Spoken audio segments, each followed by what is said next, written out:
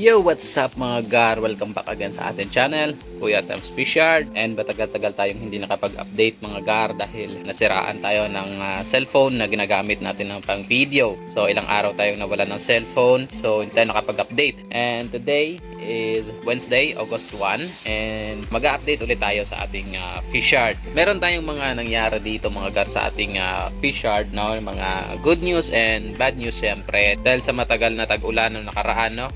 Medyo malamig yung panahon kaya medyo madami yung nangyari dito sa ating Fishard. So although may mga good news, pero syempre hindi maiwasan yung mga bad news mga gar. So unahin na natin tong si flower horn natin, no? Si Tok Tok. Dahil sa malakas yung ulan, malamig yung panahon na nagkasakit to siya, no? Di ba sabi ko nakaraan no, nilipat natin sa kanya yung itong heater na to. And kagabi, no, nakita natin siyang nakahiga lang dyan. Pero paglapit natin, no, lumapit din siya. Pero parang may napapansin kasi ako sa kanya, hindi siya masyadong active. Tapos medyo lumiit, no? Medyo namayat, hindi ko alam kung bakit. Pero abang ko lang kung tama yung aking observation. Tapos may mga time kasi na nakikita ko siyang binabangga niya yung kanyang sarili, no, dito sa mga bato at dito sa ating filter.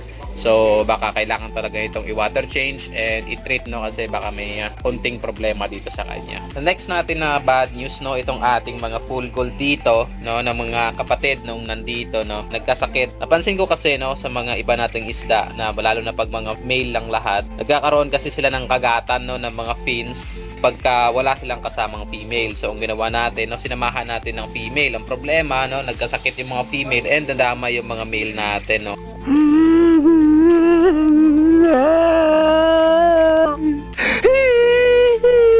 Kaya pag mga ganyan talaga, no, extra ingat talaga mga gar. So ito, medyo nagkaka-recover na siya ng kaunti. Tapos sineperate natin yung female muna, pero hindi natin tinanggal, no? Nilagay natin sa gantong lagayan. Tapos dini-daily water change natin itong mga gar at nilalagyan natin ng methylene blue. So less naman na yan yung mga plants, kasi pagka may methylene blue kasi mostly namamatay yung mga plants. Pero sa ilang araw natin medyo okay lang naman. Importante na ma-treat natin itong mga male natin na nagwi-wiggle. So wiggle lang naman mga gar. Hindi naman kasi yan sakit, no?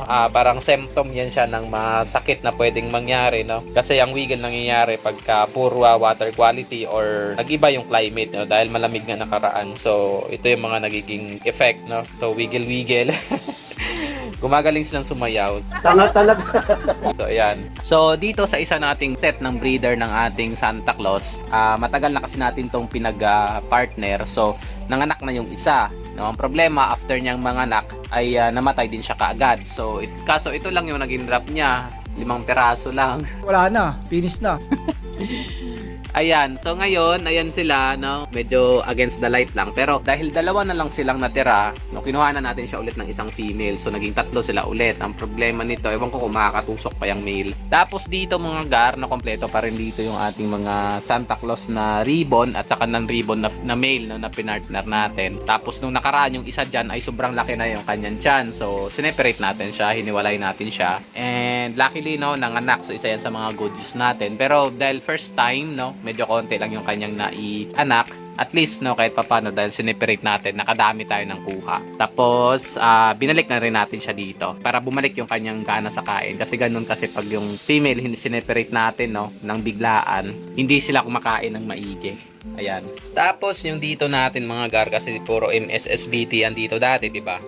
Yung dito natin mga gar, di ba nagkaano to sila dito, nagwiggle-wiggle. Nung gumaling yung kanilang pagwiwiggle, no, nagkagata naman sila ng buntot. So napilitan tayong pag-separate sila. Tinanggal natin yung medyo sira talaga. Tapos yung mga okay, tinanggal din natin. Tapos pinalitan natin ang mga male ng full gold. Tapos nilagyan natin ng 2 female lang. So good ang kanilang condition dito, no, nakapag-adapt sila kaagad. At mapapansin din nandyan yung mga full gold natin. Pero dito, no, yung mga MSSBT natin ay nandito pa rin. Nilagyan natin ng 2 kal ng ating Santa Claus. Tapos dito ay naglagay din tayo ng 2 kal din ng Santa Claus. So okay sila, no. Binabaan lang natin yung tubig, hinaf lang natin dahil nga may napapansin tayo nakaraan sa kanila na may nagwiwiggle dito at saka dito. So kaya kung mapapansin nyo, medyo blue siya na kasi nilalagyan natin ng methylene blue. At dito nilalagyan din natin ng methylene blue. Ito lang yung wala sa gitna kasi wala naman ako nakikitang abnormality sa kanila. Pero kung mapapansin yung mga garna, okay na sila. Tapos dito kung mapapansin nyo, okay na din sila. So every 2 days ko to pinapalitan ng tubig. Tsaka ito kasi siyempre malamig yung panahon nga. At aanggihan kasi yan dito banda no, pag umuulan. So siguro yun ang cause kaya nagwiwigil sila.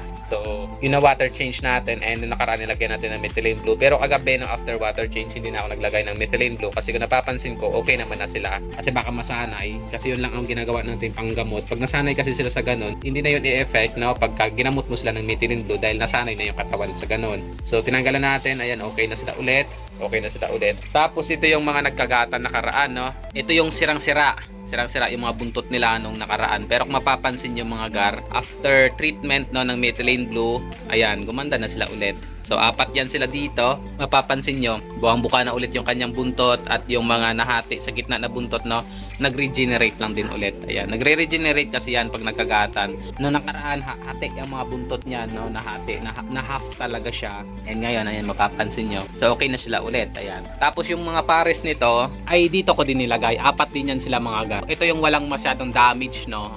Sa dulo lang talaga yung mga damage nila. So ayaw lang mag-focus kasi nga against the light. Ayan, 4 din yan sila dyan. Tapos nilagyan ko ng isang female na kal no, ng ating Santa Claus. So yan no, yan ang ganda na nila. Kaya pinaginawalay ko na lang kasi nga nag-aaway sila nagkaagatan sila ng buntot no. Una 'di ba nagkasakit sila no, nagwiwigil lang din. Tapos nung gumaling sila sa pagwiwigil, nagkagatan sila ng buntot. Na-stress lang din sila ulit, kaya napilitan tayong pag-separate na sila. Ayun. So dito pa rin yung ating ABT no, na ribbon jeans. Tapos yung ABT natin na non-ribbon, nilagyan lang natin ng female para medyo mabisi siya. Tapos yung ating ABT nakaraan mga gar na nagka-dropsy, ayan, gumaling siya pero sobrang payat no. Alam mo makaka-recover pa yan Ayan siya. Tapos yung nagkasakit natin na Santa Claus no, na 5 piraso, ayan, dito din sila no. 2 na lang natitira dyan, namatay na yung 3. So wala na rin yan kasi sa mga nagtataka no, bakit natin tinitreat na alam naman natin hindi na yan magaganda pag kahit magkasakit pa no. Kasi pag wiggle kasi okay lang yan kasi hindi naman kasi yan sakit. Sabi ko kanina ano lang yan siya, symptom. So pagka ternit mo siya, pag nawala yung kanyang wiggle, back to normal lang siya ulit. Pero pag mga ganito kasi yung namamayat no, pumapangit yung itsura, pag gumaling kasi yan, so hindi na yan babalik sa normal talaga. Papangit talaga yung itsura niya kahit wala na siyang sakit. So ba't natin pinapagaling? Kasi pagka alam natin gumaling na siya, pinapakain natin sa flower horn. Pero ito hindi kasi yan nagkasakit, na damay lang yan. Isang lagayan lang kasi, kaya ayan siya, medyo masigla siya. Kal na rin yan siya ng Santa Claus. Pero yan kasi ang kakaibang mga kulay na lumabas, kaya hindi natin dinidiscard. Tapos update tayo dito sa mga fry natin mga gar. Ito lang yung mga good news natin no, kasi kahit papano no, tag-ulan na may mga fry tayong lumabas. So ito yung nakaraan yung ating ABT no, na anak nitong nagka-dropsy natin. So dito natin siya nilagay, ayan na sila. So masigla na no, may 10 atang nakasurvive. Tapos dito, may bago tayo dito no. Kaso hindi sila masyadong makita dahil kukonti lang no. Meron tayong 4 dito na Dark Knight. So nanganak na yung Dark Knight natin. First anak niya is 4 na piraso. So nandito natin nilagay, and sana mabuhay no. Ayan. Tapos yung ating last batch ng HBRRT, ayan, ito yung last batch natin kasi wala tayong breeder no, namatay na. So bumabawi na yung kanilang body. Ayan, nagkakakulay na rin yung iba kasi inuumpisahan na rin natin itong pakainin ng Tubifix. Tinapos na natin yung pagpapakain sa kanila ng BBS no.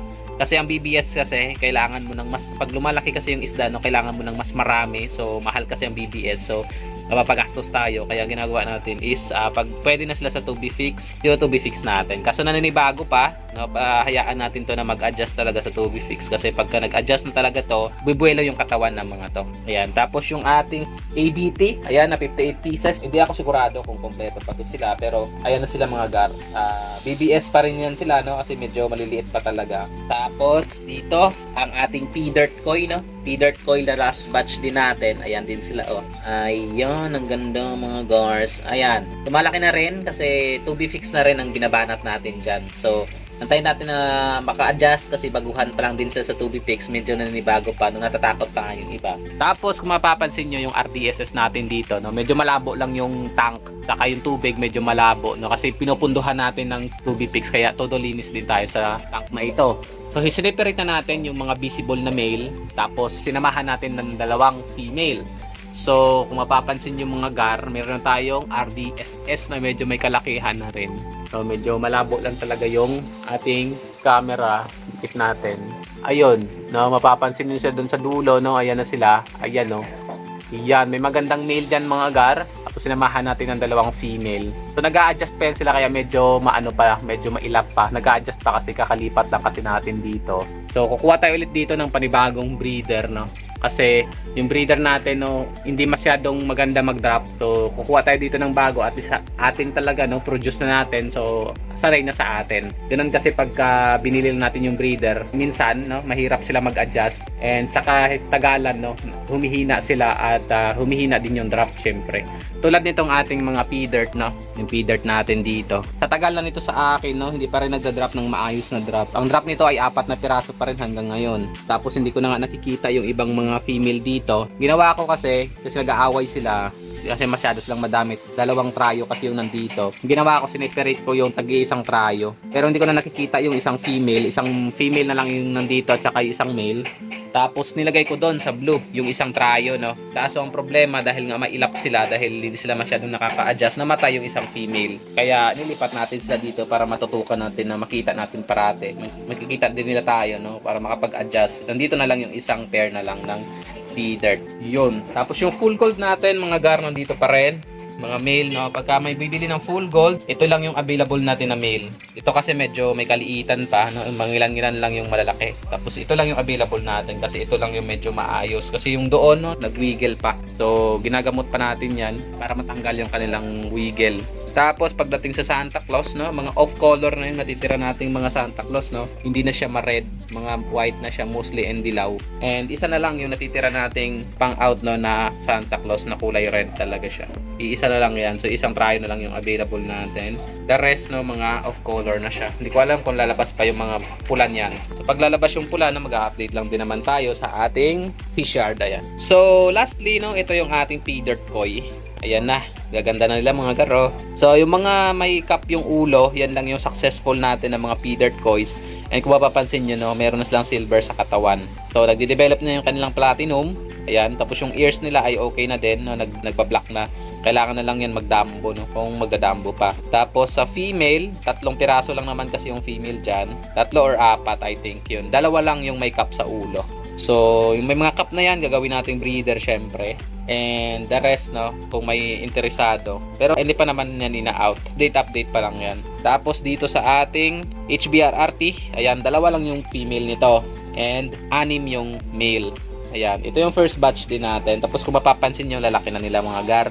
And pwede na sa breeding, no. Ang problema lang nito kasi andyan pa rin yung 2 female and andyan din yung 6 na male. May nagtatanong nito, no. Yan lang talaga, no, kung gusto mong kumuha nito, so pair lang yan na ibibigay ko. 2 lang kasi yung female, eh. So hindi natin pwedeng gawing trio kasi nga ang daming male. So pair lang siya pero mura lang din naman. Yan, HBRRT yan siya.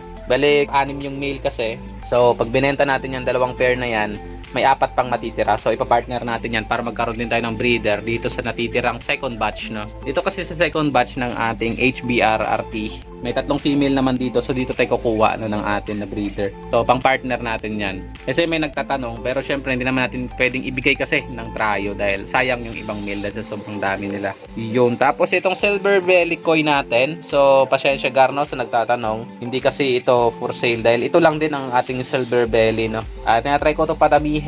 Kaya andyan sila, no, ibibreed na yan diretso. Kung hindi yan magkakaroon ng cup itong isang female, so tatanggalin ko yan para maging isang trio lang kasi wala siyang cup, eh. So baka mas tumaas yung chance na mga walang cup yung lalabas kung hayaan natin siya na nandyan. Tapos yung ating short body, no, na tuxedo koi. Sa nagtatanong, no, ng ating tuxedo koi. So wala pa tayong tuxedo koi kasi ito pa lang yung ating tuxedo koi talaga na first batch. And maliliit pa talaga sila mga gar.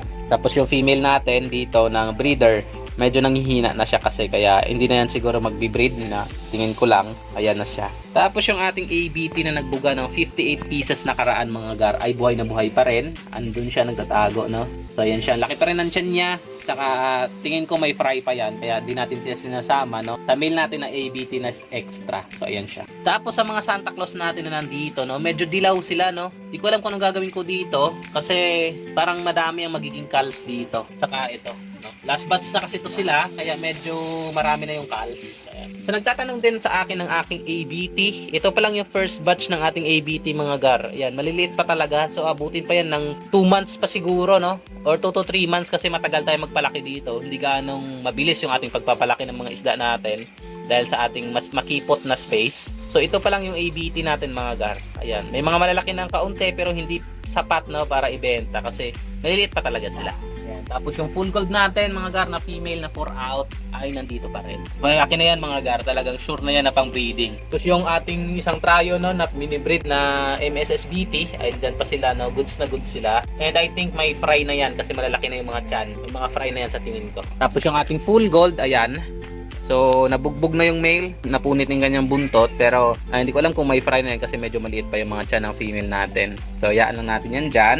Tapos yung ating ABT na breeder, no, na trio dito, lalaki na ng mga tiyan nila. Sana makakuha na tayo ng maayos-ayos dito kasi ito yung nagagandahan talaga ako kasi delta yung mga tail nito, lalapad, ayan o, yan, lalapad ang mga tail ng ating female. So, ito yung inaantay ko talaga. Kaya naglagay ako ng cage dito para kung sakali dyan papasok yung mga fry, no? Pagka nagbuga na itong mga to. Kasi matik mukbang kasi pagka nag-drop sila ng fry. Tapos yung dito natin, no, na albino waikisi. Wala pa ring fry na maayos. So, hindi ko alam kung kailan yan plano lang mag-drop. Tapos yung RDSS natin dito, no, wala, hindi masyadong maganda yung drop ng mga to. Kaya kung inaantay kong lumaki-laki ng mga bago nating breed, yung mga jubi natin na RDSS, no, kasi papalitan natin or idadagdag natin as breeder. Kaya siniperate ko na yun sila para makahanap ako ng mas magandang pares, no. Kasi ito medyo matagal yung dropping. Kahit madaming female yan dyan, 4 dyan na sila, 3 female at 1 male. Pero hindi maganda yung dropping. Konting-konti lang talaga. So yan na muna ang quick update natin. Quick pa yun. Pakatagal quick pa. Ayan. So madami tayong mga kailangang ikutin. Pero yun na muna mga gar yung ating update. So hanggang sa muli, ito yun yung Kuya Tems na nagsasabing to God be the glory.